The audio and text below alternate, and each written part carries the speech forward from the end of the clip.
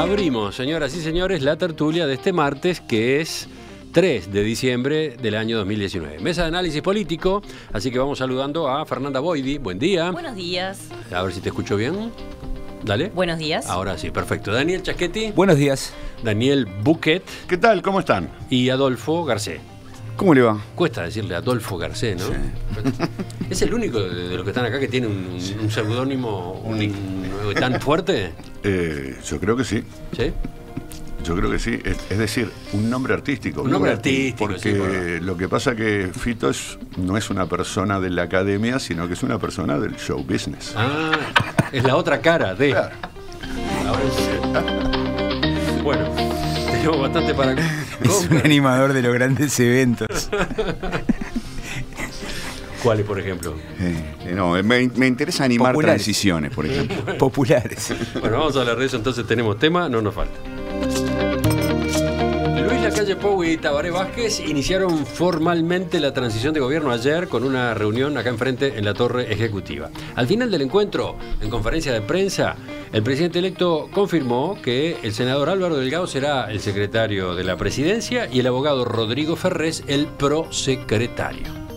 Estamos muy felices por estar acá y asumiendo la enorme responsabilidad que empieza formalmente el 1 de marzo, pero como ustedes saben, tenemos urgencias que ameritan no descansar ningún día hasta tener completada la transición, hasta tener completado el nombramiento de los ministros y subsecretarios.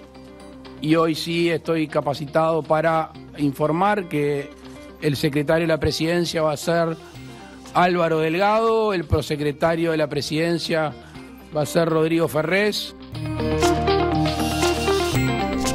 Delgado y Ferrés se suman a un equipo que ya tiene confirmados a Azucena Arbeleche como ministra de Economía, Pablo da Silveira como ministro de Educación y Cultura y Pablo Bartol como ministro de Desarrollo Social. A ellos pueden sumarse 2 líderes blancos con peso político. Se habla de Jorge Larrañaga en el Ministerio del Interior y Luis Alberto Heber en el Ministerio de Transporte y Obras Públicas. Junto a ellos se aguarda que haya presencia en el gabinete de otros líderes de los partidos que conforman la llamada coalición multicolor.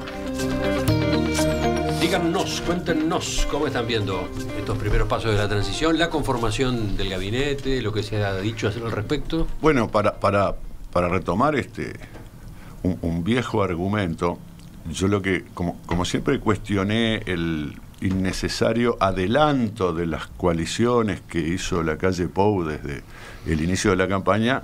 Vamos a decir, ahora sí tiene que formar la coalición. Y es el momento de formar la coalición.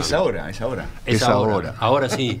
Y además, yo te diría, y no es tan fácil, o aparentemente no es tan fácil por distintos factores, porque una cosa es que vos concites el apoyo electoral de un conjunto de partidos que en el espectro se muestran más cercanos a, bueno, finalmente a la candidatura de Lacalle Pou que a la de Daniel Martínez, y otra cosa es armar un gobierno con esos partidos. Hay que armar un gobierno. La coalición no es ni anunciar vamos a votar a ni es un documento donde ponemos una serie de intenciones. No, hay que armar un gobierno. Armar un gobierno básicamente es armar un gabinete distribuyendo cargos asociados a los apoyos legislativos correspondientes.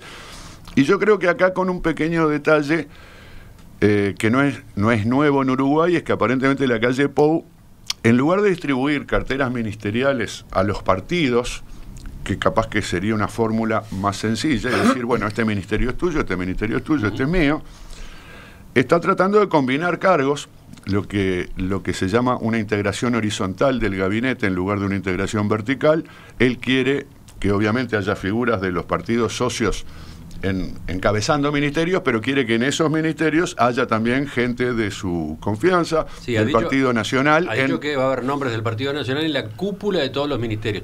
Eso no necesariamente quiere decir, en los cargos de ministro, puede ser ministro, subsecretario o director general de secretaría, ¿no? Que tiene su sentido. Mujica hizo, más allá que la coalición en el caso de Mujica era el propio partido Frente Amplio, usó esta estrategia horizontal, y esta estrategia horizontal es más compleja que la vertical, porque la vertical es este ministerio es para vos y vos nombrás de punta a punta. Sí, pero es una estrategia que te permite tener ahí un centinela, un testigo en el ministerio del partido del presidente, como le gusta decir. ¿Comisario político? No. En la época de Mujica se decía comisario político. En la literatura se le denomina watchdog. Bueno, claro, el perro guardián de los...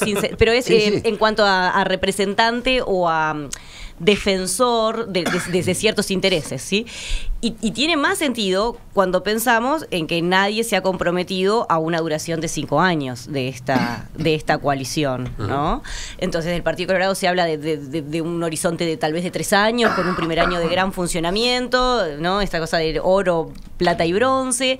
Larrañaga mismo dijo que no se podía comprometer de ninguna manera, que no era razonable establecerle fecha de duración o de caducidad, como se quiere decir. Entonces, en este sentido, me parece que también es una estrategia bastante razonable para decir, bueno, ¿qué pasa si en algún momento o en el momento en que los socios de la coalición se retiren? Bueno, no es un ministerio que queda acéfalo, que hay que hacer una especie de mini transición, sino que ya hay componentes del partido de gobierno ahí o sea que la calle Pou tiene que armar un gabinete de coalición que incluye un gabinete en la sombra. Tiene como el plan B metido en el plan A. Un gabinete en la sombra, como en Inglaterra, cuando gobierna un partido, el partido de la oposición tiene como una especie de marcador personal de cada ministro, que es el gabinete en la sombra, que en ese caso es de la oposición, pero en este caso el partido del presidente, está bien lo que decís, esta motivación puede ser importante, va a tener una especie de gabinete de emergencia para cuando se quede solo y que los nuevos ministros ya tengan baqueta en la Claro, no tenés un paracaidista que cae sobre final de mandato. Y una estrategia parecida a la de Tabaré, ¿no? Eso rompe bastante los ojos. Me acuerdo Daniel, en este caso Daniel Chaschetti, en el primer gobierno de Tabaré Vázquez, que insistía mucho en este argumento de cómo armó Tabaré Vázquez el gabinete, poniendo a los jefes de las fracciones y el sentido que eso tenía para facilitar el puente con el Poder Legislativo y favorecer la disciplina partidaria, etcétera, etcétera, etcétera. Parece, en este caso de la calle Pou, recorrer, yo diría con sentido común, ¿no? El mismo camino, es decir, bueno, los jefes de las fracciones que estén en el gabinete, como dice él, ¿no? Gabinete con peso político. Que estén los jefes de los otros partidos. Creo que la decisión que es bien interesante analizar los distintos comportamientos, en este caso del Partido Colorado y de Cabildo Abierto, ¿no? De Ernesto Talvi y de Guido Manini Ríos, en cuanto a si estar o no estar en el gabinete. Yo creo que ahí hay una linda discusión, tratar de entender por qué algunos dicen que sí y por qué otros dicen que no, y preguntarse también cómo evalúa el electorado de la coalición. Sí, ¿no? Talvi, de hecho, no ha dicho que no. Ha dicho que sí. Es más, sí. El País del domingo lo hizo da declaraciones como canciller casi que designado, ¿no? Sí. Talvi sí asumiría como canciller. Por otro lado, Manini Ríos ha dicho, no, yo al gabinete no voy. Por otro lado está el nombre de Pablo Mieres, que iría, todavía es condicional, al Ministerio de Trabajo y Seguridad Social. Y por último, el nombre de Edgardo Novick, que es otro de los que ha dicho, yo no. ¿Y cómo evalúa el electorado de la coalición, ¿no? ¿Cómo percibe, cómo interpreta, cómo percibe y cómo evalúa estos distintos comportamientos, ¿no? Sí, a la hora de formar una coalición, una de las cosas que el presidente debe tomar en cuenta es otorgar carteras ministeriales de acuerdo al peso que tiene cada uno de los grupos, ¿no? Es decir, establecer una suerte de justicia distributiva. Y lo que conocemos en el caso de Uruguay es que las coaliciones han sido muy justas. Esto lo evaluamos midiendo la congruencia que hay entre la distribución de posiciones en el gabinete y la distribución de fuerzas en el Parlamento. Es decir, los 5 socios de la coalición reúnen 54 diputados y 17 senadores. 18 ahora con 18. Bueno, en realidad cada uno de esos socios debería recibir tantos ministros, subsecretarías y otras posiciones de acuerdo a su peso. Eso lo deben estar calculando porque, en definitiva, cuando no se logra una perfecta congruencia, alguien paga.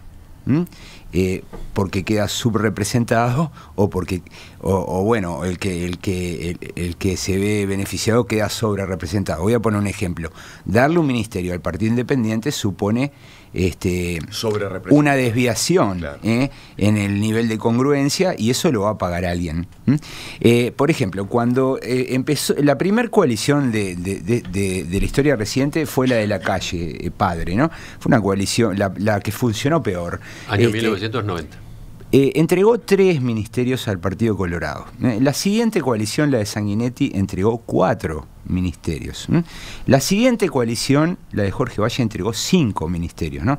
Yo pronostico que no puede ceder menos de 6 la calle Pou, dada la diversidad que tiene. Has descubierto la función lineal que predice el número de ministros, claro. No, bueno, pero acá hay que ver el número de actores, y sobre esto me quería referir.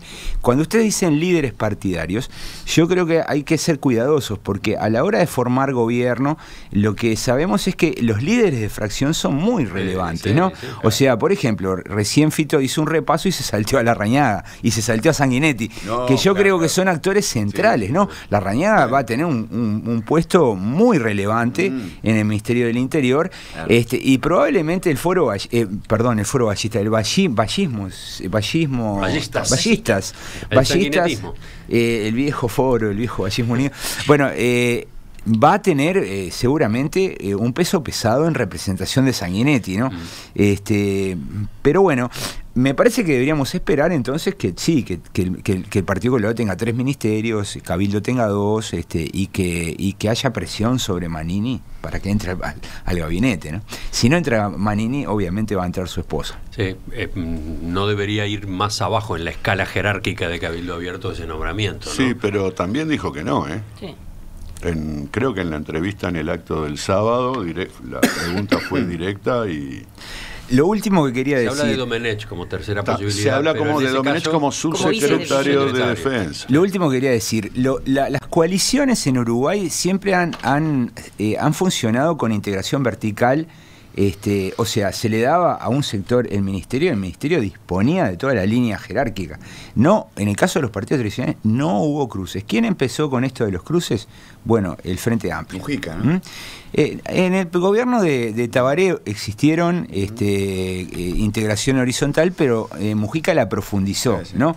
Y eso es problemático. No es sencillo construir equipos, porque está esto de la vigilancia, y a nadie le gusta sentirse vigilado, por tanto hay que ser muy cuidadoso en el personal que se seleccione. Tiene que ser gente que esté dispuesta a integrarse, a trabajar colectivamente, y bueno, a veces en política, con los egos que existen, no es fácil encontrar ese tipo de personas. Sí, sí. También es verdad que hay un criterio por el cual el ministro nombra al subsecretario como alguien de su confianza, o sea, casi que el ministro es quien resuelve, claro, quién va a ser su subsecretario, porque quiere trabajar con alguien con quien ya tenga experiencia, con quien sepa que se va a llevar bien. Ese es un criterio extremo, ¿no? Este otro criterio, el de que ministro y subsecretario pueden venir hasta de partidos distintos, hace pensar que la confianza esa, por lo menos inicialmente, no va a existir, ¿no? Y va a existir, por lo tanto, ese otro desafío, no solamente las diferencias políticas que pueda haber, sino las diferencias de relacionamiento, ¿no? Fíjate que si con el Frente Amplio, que es un partido, más allá de que también es una coalición, que también tiene su heterogeneidad ideológica, pero que tiene también sus estructuras propias de partido político y una larga trayectoria, esto creó problemas. Y creó, claro. Con partidos diferentes. Claro, yo diría incluso, a ver, Partido Nacional y Partido Colorado, más allá de que son los dos viejos rivales históricos de la política uruguaya, ya tienen una larga trayectoria que no viene de las coaliciones, incluso desde antes de cooperar, de cogobernar, de coparticipar. Entonces, ahí no esperamos sorpresas. Acá yo creo que hay una pieza clave pensando en esta futura coalición, que es la que genera mayor incertidumbre, que es Cabildo. Exacto. Por lo que es Cabildo, por lo que representa, incluso porque no sabemos bien qué representa, por su reciente formación, por la actitud del líder del partido, o del candidato del partido, que no sé si es el líder, pero que es una actitud, sí, que no es de de directa apoyo a la integración en una coalición. Está con un pie adentro y un pie afuera, ¿no? Yo creo que está pensando mucho más en su electo. Fíjate una cosa, aparentemente Cabildo fue el que perdió más, que entregó más electores a Daniel Martínez en el balotaje, ¿verdad? Creo que hay datos de encuestas previas, pero también algún otro estudio posterior. ¿Qué quiere decir esto? Quiere decir que el electorado de Cabildo no es lacayista, no está fidelizado. No está, claro, no es coalición No, ¿fidelizado a qué? Capaz que está fidelizado a Manini, pero no está fidelizado a la calle o a la coalición de derecha o de centro-derecha. ¿Me explico? Entonces, si la perspectiva de Cabildo es que este partido, que le fue muy bien en su primera elección, sea un partido destinado a instalarse en el sistema político uruguayo, a crecer y eventualmente a gobernar, entrar a una coalición de gobierno de la derecha, capaz que no es la mejor estrategia en una perspectiva de mediano plazo. Pero y si entonces, va a crecer para un lado, tiene que crecer para el lado de la coalición multicolor. Debería ser capaz de captar votos blancos y votos colorados. se los tenés que robar, tenés que competir. Claro, pero ¿cómo haces para ser comprendido por esos partidos sin mostrarte como un socio leal y comprometido con la coalición? Tenés que ser comprendido por esos partidos, tenés que robarle electores. Pero esos electores están esperando seguramente un apoyo. Ellos sí están entusiasmados con la idea de la coalición. Vos le vas a robar los electores cuando los electores estén decepcionados de esos partidos y busquen una alternativa. Entonces, vos lo que tenés que hacer es saber en qué lugar moverte, pero básicamente vos vas a ganarle electores a otro cuando los electores se decepcionen con el otro. Yo recuerdo la tesis de grado de Santiago López, que estudiaba la emergencia de nuevos partidos desafiantes en América Latina, y él había encontrado que cuando un partido nuevo surgía con gran fuerza y éxito, si entraba inmediatamente al gobierno, le iba mal, fracasaba. Se diluía. Como que los partidos nuevos necesitaban un tiempo de reposo. El ejemplo en Argentina. El FREPASO, el ejemplo del M19 en Colombia, ¿no? Exitosísimo en la Asamblea Constituyente del año 90 y 91, entró directo al gobierno y en el 94 se diluyó. O sea, ¿esto por qué ocurre? ¿Cuál es el mecanismo? Bueno, es que los partidos nuevos necesitan construir una identidad, establecer sus fronteras. Entrar en una coalición como la multicolor tiene un riesgo para Cabildo. ¿Por qué? Bueno, porque las fronteras están diluidas, los actos son comunes, vemos mezcladas las banderas. Entonces me da la impresión que hay como una tensión que, bueno, Manini va a tener que manejar. Y yo por eso estoy de acuerdo con Daniel cuando lo ilustra como un socio, digamos, discreto, ¿no? Bueno. No es el más entusiasta. Bueno, y la transición, porque de eso también les proponía que habláramos. ¿Cómo están observando los pasos, los vínculos, los gestos? Bueno, a ver, empezó, ¿no? Lo primero es que estuvo en pausa una semanita, pero finalmente empezó, se los ve, como no cabría esperar de otro modo, muy entusiasta, ¿verdad? A la calle Pou y a todo su equipo. Y se abre este compás de espera a ver, bueno, qué es lo que pasa. Aparentemente las primeras señales del gobierno lucen positivas en cuanto a, bueno, toda la información va a estar disponible, incluso espacio físico en el edificio de presidencia disponible, pero no estaríamos aumentando las tarifas. O sea que, a ver, manéjense ustedes, ¿no? ya pasa a ser problema de ustedes que van a comenzar gobierno el primero de marzo. Entonces, en ese sentido, bueno, hay señales mixtas, si se quiere. Sí. En el mismo sentido desde la dirigencia frentista, ¿no? Aunque en los últimos días ha primado el discurso conciliador de progobernabilidad, sigue habiendo signos de, bueno, ojo, porque estamos prontos para la movilización y salir con todo en cuanto algo no nos guste, ¿no? Recién en la entrevista central, el senador Álvaro Delgado, que será secretario de la presidencia, se mostraba sorprendido por lo que ocurrió ayer, hasta desde el punto de vista formal, con esto de las tarifas. El fondo del asunto, decía él, es discutible, si hay que ajustar o no, y cuánto hay que ajustar en enero.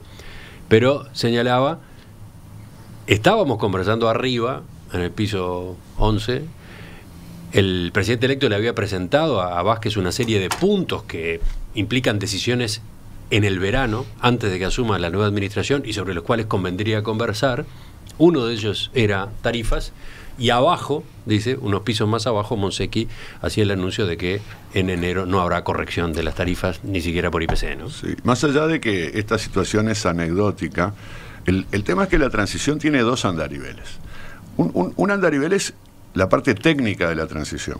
Queríamos avisar que justamente Álvaro Delgado participó junto a nosotros, un grupo de politólogos y junto a otros políticos uruguayos, en un seminario hace 2 años en Estados Unidos, organizado por la Universidad de Rice, y un proyecto de trabajo sobre la Casa Blanca que se dedican específicamente a transiciones. En Estados Unidos hay una oficina del gobierno que es la transición. Ajá. Y el gobierno electo se va y se instala en una casa, que no es la Casa Blanca, donde están las oficinas de la transición, ¿no? Es muy importante que el gobierno electo asuma manejando una cantidad de elementos de información, de agenda, etcétera, que tiene cada una de las oficinas del gobierno. Y este es el aspecto técnico de la transición. Y yo creo que esto va a avanzar muy adecuadamente. Recién empezó, hay que formar equipos, ¿no? Ministro con ministro, etcétera. Después está el andarivel político de la transición. Hay dos gobiernos en todas partes cuando se elige un gobierno. Bueno, cuando gana la oposición, si gana el oficialismo, esto no es tan así. Hay dos gobiernos. Hay un gobierno saliente y un gobierno entrante. Y acá hay incentivos de la competencia política que están presentes como están presentes siempre en un sistema político democrático. Y en cierto modo, el gobierno saliente tiene pocos incentivos en un sistema competitivo para facilitarle la tarea al gobierno entrante porque es el rival, ¿no? O sea, ¿por qué le debería resolver todos los problemas, ¿no? ¿Por qué debería yo hacer los ajustes que, digamos, impopulares, ponele, ¿no? Tomar medidas impopulares para que el gobierno nuevo asuma mostrándose, ¿no? como el bueno de la película? Bueno, entonces ahí tenés un problema de lealtad, tenés un tema de que en la democracia y en Uruguay en particular los políticos también cooperan, pero hay una tensión de incentivos. El gobierno saliente no tiene incentivos para facilitarle las cosas al entrante. Es cierto que había un anuncio del mes de julio del propio ministro Guillermo Monsecchi, un anuncio que está publicado en Presidencia y que hoy temprano repasábamos. Gobierno no aumentará tarifas públicas este año. Decía Monsecchi, no habrá ajustes a la suba en las tarifas públicas hasta fin de año e incluso hasta el final del periodo de gobierno. Después, en otra parte de las declaraciones, ponía un probablemente con respecto a si no se podían llegar a ajustar antes del final del periodo de gobierno. Había ese anuncio. Lo que a Delgado le llamaba la atención es que ayer mismo, y mientras estaban teniendo lugar las reuniones, las primeras reuniones de transición, Monsecchi saliera a hablar de este asunto. ¿Por qué no esperar? ¿Por qué no charlarlo, no? Bueno, porque parte de la complejidad de la transición tiene que ver con que la articulación no es solo, si querés, horizontal entre gobierno saliente y gobierno entrante, sino a nivel vertical entre los mismos niveles del gobierno. 11 claro, y la planta baja. Eso es lo que sugerían las declaraciones de Delgado, ¿no? Toda esa sintonía también debería ir en la misma dirección y es complejo de organizar y de gestionar. Llegó a decir la palabra picardía Delgado hace un rato, ¿no? Quizás haya un poco de picardía, que tiene que ver con lo que explicaba Buquet, ¿no? Lo bueno que no fue necesario organizar esa comida que habíamos prometido. ¿Te acordás? Fracasaste rotundamente. No fue necesario. No fue necesario. Viste que enseguida...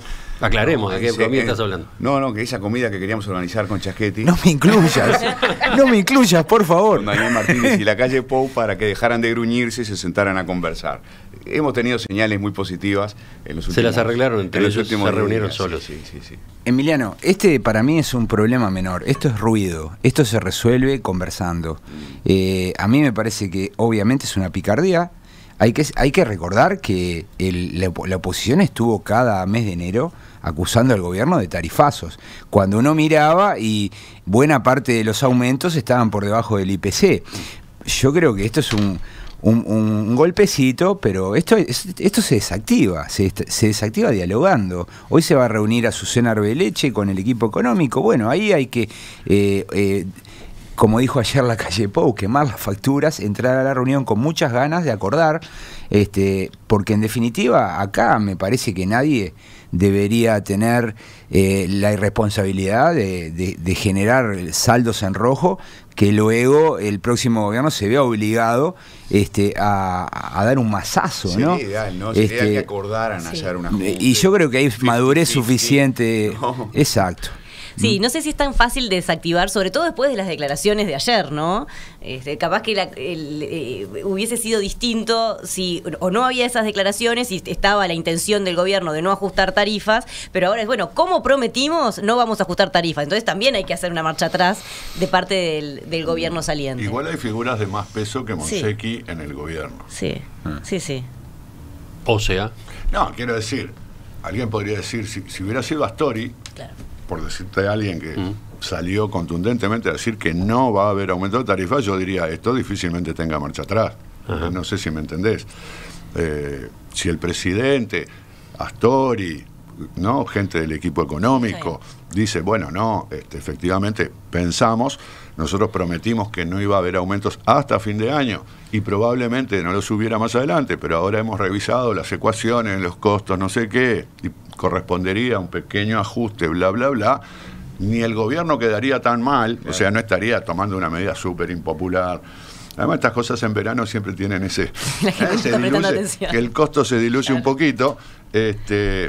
Y por otro lado, resolverían una tensión que efectivamente queda mal en la línea de las buenas relaciones en un periodo de transición que es importante que se lleven bien. Y sería una buena muestra de lealtad institucional. Claro, ¿no? Álvaro Ese Delgado mensaje ya adelantó cuál debería ser el punto de acuerdo, que es asumir los costos del aumento salarial. aplicar un ajuste que por lo menos tenga en cuenta el ajuste salarial. Exacto. Ese factor. Ese sería el punto de acuerdo para mi gusto. El otro punto de acuerdo sería que no haya ajuste salarial.